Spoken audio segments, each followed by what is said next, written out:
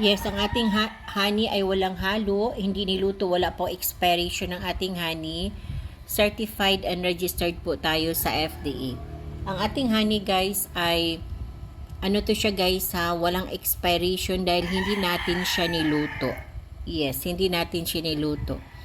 Ang honey kasi guys kung niluto siya, madali lang po siya mapanis, madali lang po siya masira po.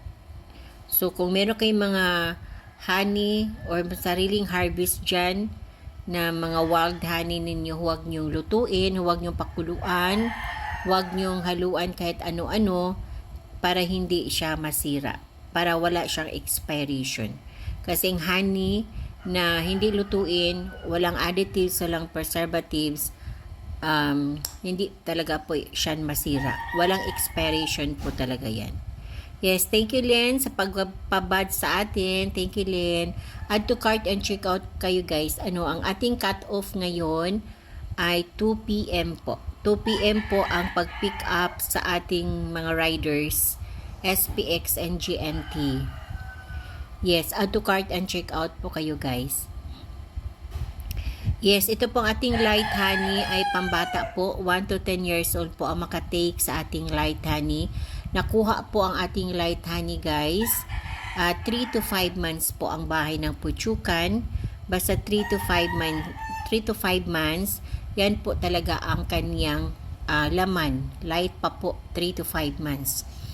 Yes, ang guys, ang makainom niyan is 1 to 10 years old na bata. 1 to 10 years old. Then, itong ating dark honey guys, 6 to 9 months po ang bahay ng Puchukan nito. Yes, 6 to 9 months po ang bahay ng Puchukan. Basta 6 to 9 months po, ano na yan siya, dark na po talaga ang laman yan sa bahay. Hi Angels, thank you sa pag-add to cart sis.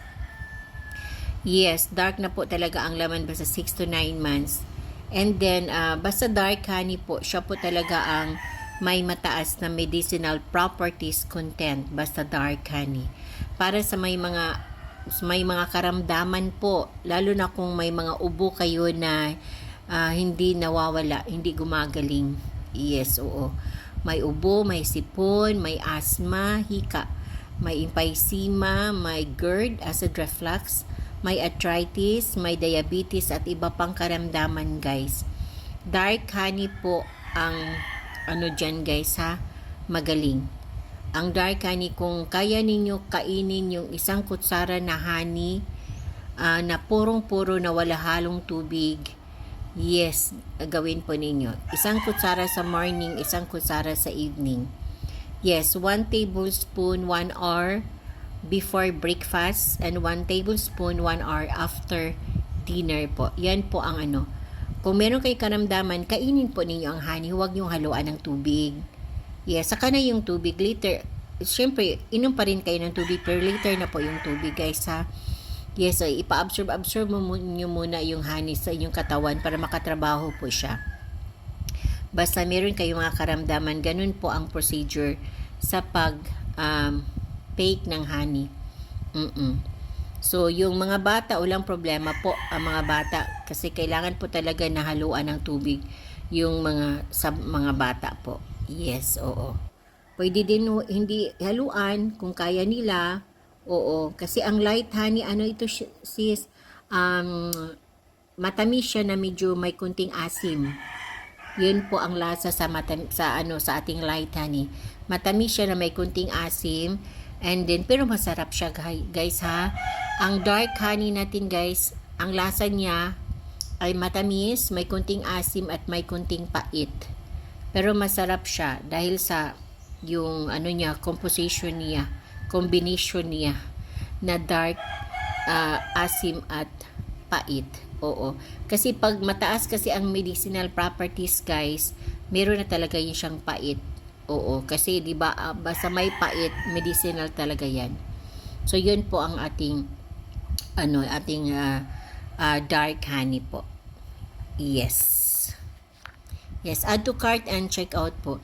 Thank you Isigani Miranda sa pag-like sa ating live. Yes, add to cart and check out po kayo guys, and don't forget to follow my account And also guys, i-claim din ninyo, claim your vouchers. Marami kayong mga vouchers dyan, para po yan sa inyo, binigay namin po yan, binigay ko po yan as a seller. May vouchers dyan, may coupons, at may mga free shipping kung meron po kayong free shipping, i-claim po ninyo.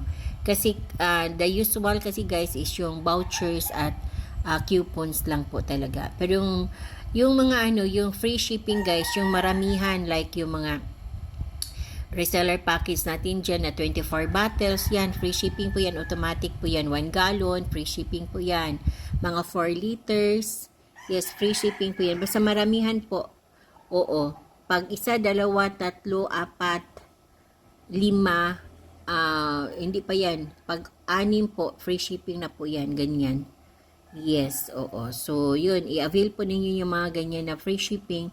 At saka yung mga vouchers at mga coupons, i-claim talaga po ninyo yan. Hi Angels! Thank you sa pag-add to cart sis. Add to cart and checkout.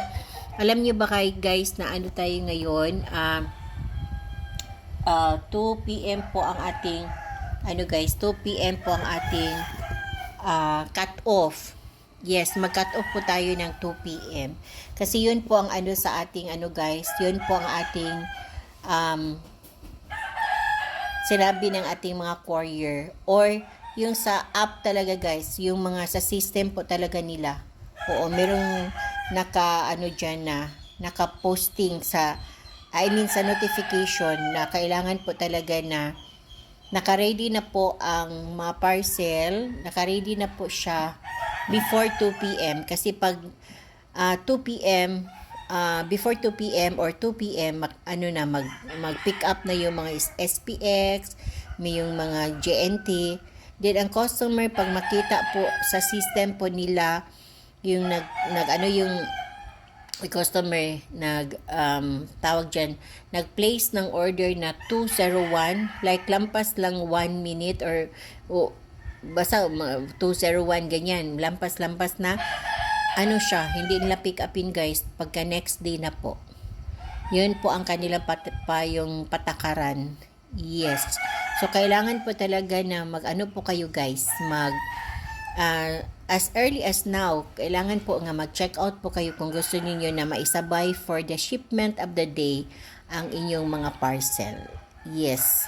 Meron tayong 2 p.m. cut off for the shipment of the day guys. So, thank you Isigani Miranda sa pagpaano sa ating live dyan. Sa pagpa-heart sa ating live dyan.